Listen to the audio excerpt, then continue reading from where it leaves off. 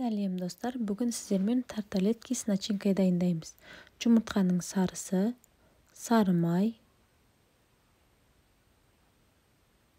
қант ұнтағы, крахмал, разрыхлитель. Осының бәрін бір келкі болғанша араластырамыз.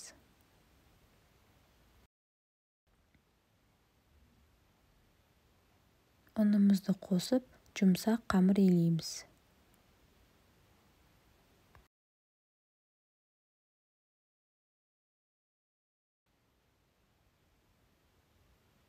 Осындай жұмсақ қамыр шығады.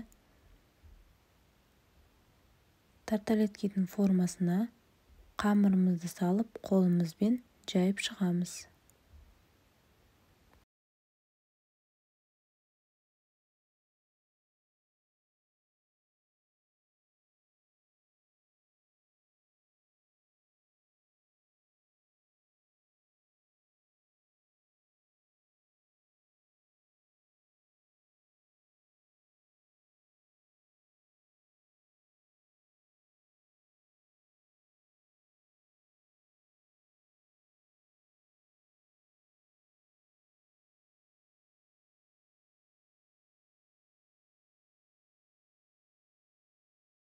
Формамызға салып болғаннан кейін ортасын вилкамен тесіп шығамыз.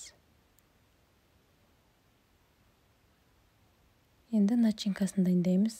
Қаймақ, жұмыртқа, вареная сгущенка бәрін бір келкі қылып араластырып, формочкамызға құйып шығамыз.